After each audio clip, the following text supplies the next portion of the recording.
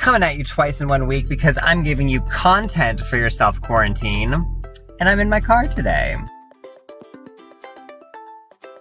My car, which is, also my house right now.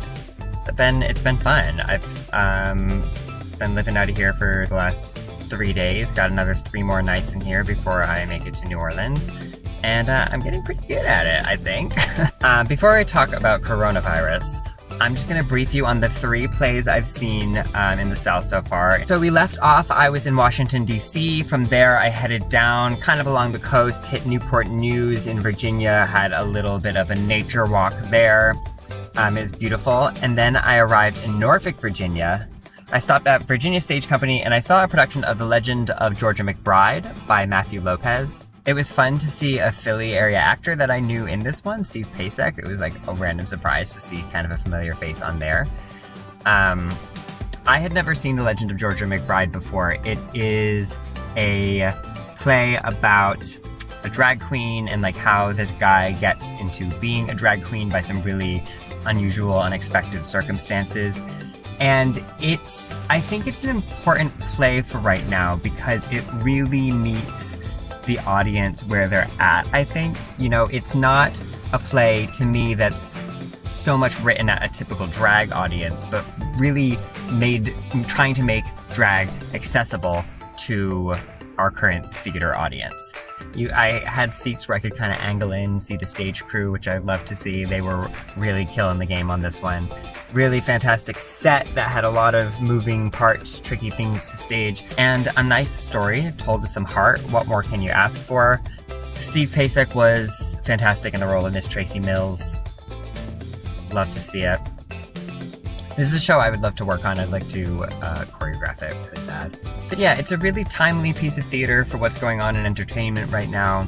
And it tells the story of these drag queens, especially some of the supporting cast of drag queens, in a really nice way, in a simple way. It doesn't cheapen the story at all. It gives it some heart. So I think for someone who's not so familiar with what drag is all about, this definitely makes a good jumping off point.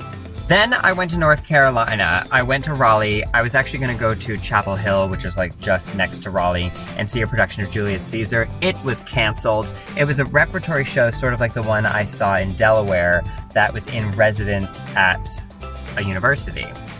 Universities are closing down because of this virus, so this production was canceled. But that's okay, because I found something else, and I can't find my playbill right now. It's somewhere buried in this car of mine.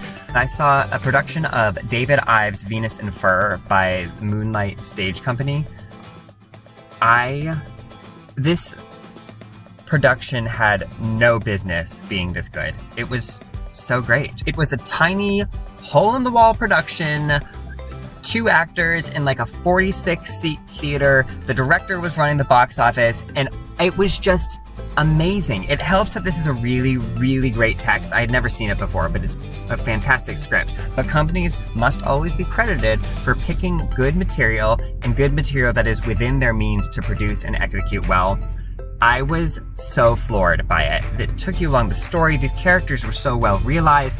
These 2 actors just in it the whole time with this audience 5 feet away from them and just living and breathing and fully exploring and realizing these parts.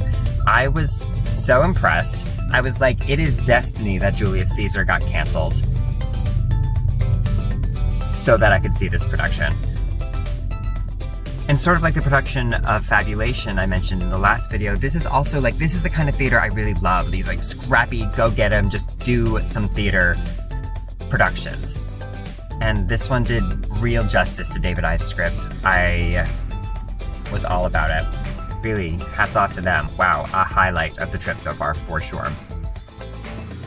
And then last night I was in Greenville, South Carolina, a city I'm now obsessed with. It is such a cute city. Everything is gorgeous and clean. Oh my God, there's so many cute restaurants. And I was at the Warehouse Theater and I saw a production of Hedwig and the Angry Inch. Finally, I have seen a production of Hedwig. I have listened to this soundtrack before. It's a really good soundtrack, but you listen to the soundtrack and you don't really get the full extent of the show. This was a nice production. There was a lot of passion in it, you could tell, from the director and especially the lead actor playing Hedwig. You could feel them pulling out all the stops to really give this production their all. So there was a lot of heart behind it. And what I loved about this space and this company is on the way in, you're getting all these details about the drag scene in Greenville and how that has evolved and sort of where it's at now. It feels like a very inclusive space. You feel so welcome to be there. And just to be doing this kind of work, to be doing this play, also timely. You know, this and The Legend of Georgia McBride, two plays with drag elements, but presented in very different ways, clearly from two very different eras. But yeah, I'd always wanted to see it. It was a really fun production. The audience was out of control about this. They ate it, every bit of it up. So that kind of gives it that family feel too, I think. I love Greenville. I have such a crush on Greenville as a city. So those are my three. I'm seeing my show in Atlanta in just a few hours. Another gay play. Yes, live for it.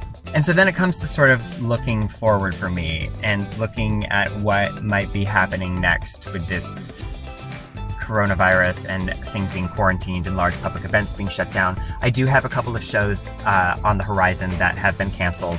The one I was going to see in Seattle, in Colorado, and in South Dakota have all notified already that they've been canceled. The one in Arizona might not, to be determined. It's a good practice, certainly, to think about the safety of it all. I was listening somewhere, and I wish I had a source for this, but someone was saying, well, you have to be careful with theater events because the median age is so much older, and that's the most at-risk population. And I was like, oh, come on. Like, yeah, it's true, but did you have to say it like that? Young people see theater too. I understand the safety measure of it all. It's really important, and we do have to be taking care of ourselves. I think if you are going to any public spaces, you A, better not be sick, and B, wash your hands while you're there, be aware of what you're touching, don't touch your face, touch your mouth, you know, all of these things. Obviously very good to be careful of. For me personally, like in terms of this journey and the timing of it and how I've been planning this for over a year, and all of a sudden everything's getting thwarted when I had my entire route picked and I had plays in almost every single state along my route in my timing. At first I was super frustrated about it. I was so disappointed and, you know, bummed to find out that I wasn't going to achieve this thing that I had set out to achieve. But I've made peace with it, and I'm still taking advantage of the journey as it's going to be, getting away from New York City for the 2.5 months.